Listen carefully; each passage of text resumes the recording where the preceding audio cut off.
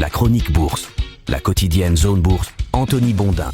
Bonjour à toutes et à tous, bienvenue dans ce point de marché Zone Bourse. Nous sommes le lundi 20 avril 2026 et ce matin, ça s'appelle le comeback de Tina. L'avant-dernière semaine d'avril sera marquée par l'annonce de nombreux résultats trimestriels d'entreprises, mais cette profusion ne va pas détourner les investisseurs du feuilleton de la guerre en Iran qui offre encore de nombreux rebondissements. En attendant une sortie de crise, les financiers sont massivement revenus sur leurs paris préférés, c'est-à-dire les valeurs technologiques, en particulier celles qui devraient bénéficier du super cycle d'investissement dans l'IA. Il y a quelques semaines, Céline Dion annonçait son grand retour sur scène. Bien sûr, les marchés, ce n'est pas Céline qui a fait son retour, c'est Tina. Alors pas Tina Turner, je dis ça pour les boomers, mais plutôt l'acronyme qui signifie qu'il n'y a pas d'alternative, there is no alternative, avec un mauvais accent anglais. Tina, c'est il n'y a pas d'alternative aux actions en général et à Wall Street en particulier. Et d'expérience, quand on ressort cet acronyme, c'est que les marchés américains enchaînent les records et que nous, on ne sait plus trop comment expliquer le rallye. En tout cas, c'est toujours mieux que de sortir l'histoire des achats à bon compte. Nous en avons beaucoup parlé la semaine dernière. Ce rallye, c'est celui d'un marché qui a clairement tourné la page de la guerre en Iran et qui joue une normalisation progressive sur tous les fronts. La semaine dernière, c'est même achevé en apothéose avec l'annonce par l'Iran de la réouverture du détroit d'Ormuz. Les indices européens ont clôturé la séance de vendredi en hausse de 2% et du côté de Wall Street, les indices ont affiché une progression de plus de 1%. Le S&P 500 a donc marqué un nouveau record et le Nasdaq continue sa série de hausses. Nous en sommes d'ailleurs désormais à 13 séances consécutives, soit la plus longue série depuis 1992, et on aimerait bien que le Nasdaq baisse pour arrêter de compter les petits bâtons sur un graphique tous les matins. Mais une fois de plus, le week-end a été nettement moins feel good.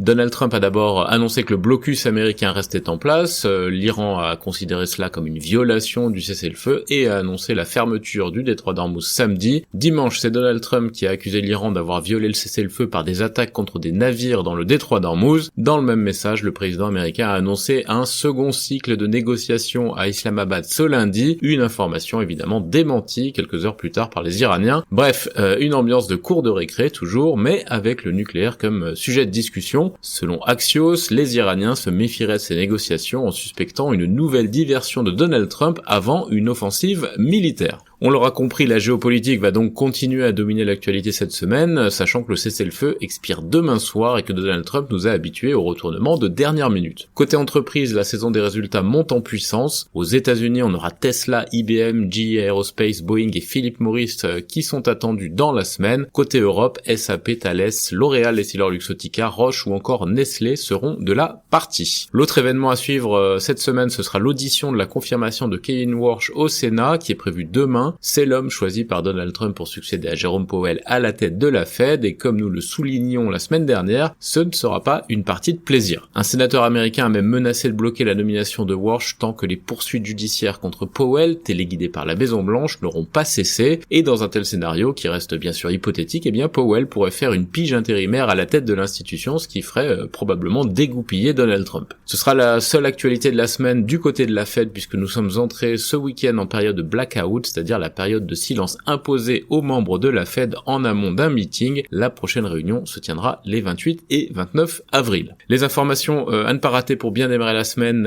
en plus de ce qu'on vient de dire, d'abord une grosse vingtaine de navires a franchi le détroit d'Ormuz samedi, mais la remontée en flèche des tensions dont on vient de parler a fait chuter les données de transit depuis. La Chine a maintenu ses taux directeurs inchangés pour le 11e mois consécutif en avril. La Corée du Nord a tiré plusieurs missiles balistiques au cours du week-end. Le département de la justice américain aurait refusé d'aider les autorités françaises dans leur enquête sur le réseau X d'Elon Musk selon les infos du Wall Street Journal. La Maison Blanche et le PDG d'Anthropic envisagent finalement une collaboration face aux craintes suscitées par le modèle Mythos. Enfin, sur l'agenda macro, la densité sera assez faible aux États-Unis cette semaine avec les seules ventes de détail qui sont prévues mardi pour le mois de mars. Ailleurs, l'inflation britannique mercredi et japonaise vendredi va encadrer les indicateurs PMI flash d'avril des grandes économies, ça c'est prévu jeudi. Côté Asie-Pacifique ce matin, les marchés restent orientés dans le vert pour démarrer la semaine. Les indices riches en valeurs technologiques comme le Nikkei 225 japonais, le Kospi coréen, le TAIEX taïwanais et dans une certaine mesure le Hang Seng hongkongais progressent d'environ 0,5 à 1%. Les gains sont plus modérés ailleurs, il y a même une légère baisse en Australie où on a glissé dans le rouge en fin de parcours. En Europe, l'ouverture s'annonce baissière alors que les futurs américains ont entamé la semaine dans le rouge vif, même si on peut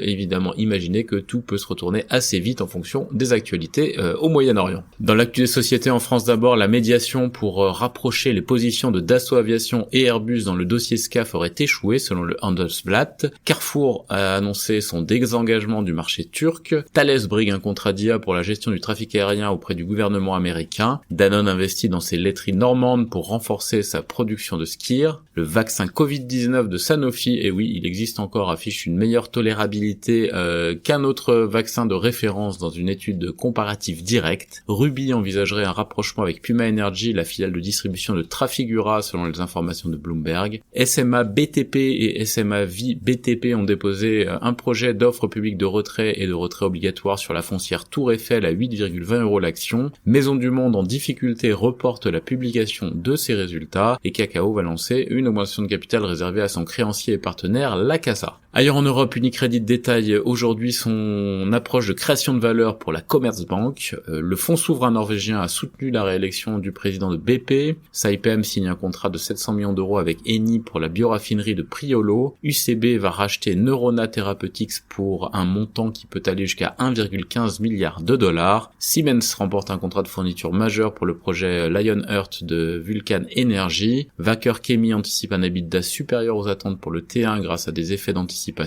TA Associates s'envisage une offre de 600 millions de livres sur le britannique Advanced Medical Solutions selon Sky News. TUI a repris ses croisières annulées après le passage de ses navires par le détroit d'Ormuz. Evonik prolonge le mandat de son PDG et nomme un nouveau directeur financier et Farol retire son projet de regroupement d'actions. Du côté de l'Amérique du Nord, le distributeur américain de matériaux de construction QXO va racheter son homologue Top Build pour 17 milliards de dollars. Google serait en discussion avec Marvell pour concevoir des nouvelles puces IA dédiées à l'inférence selon The Information. Spirit Airlines sollicite une aide publique face à la flambée des cours du brut selon Air Current. Meta prévoit une première vague de licenciements portant sur 8000 salariés, soit environ 10% de ses effectifs le 20 mai. Tesla a déployé son robotaxi à Dallas et à Houston. Eli Lilly est en négociation avancée pour racheter Kelonia pour plus de 2 milliards de dollars. Philip Morris annonce le renouvellement par la FDA de l'autorisation de commercialisation de Lygos en tant que produit du tabac à risque modifié et Cerebras, rival de Nvidia, dépose son projet d'IPO à New York. Du côté du reste du monde, BYD demande son adhésion au lobby automobile européen. Sony et Honda abandonnent leur projet de VE commun et redéfinissent leur stratégie. SK Hynix lance la production du module serveur SOCAM 2 pour les puces Vera Rubin de Nvidia et Samsung conclut un accord avec Mercedes pour les batteries de véhicules électriques. C'est terminé pour ce point de marché du jour. Excellente journée à toutes et à tous.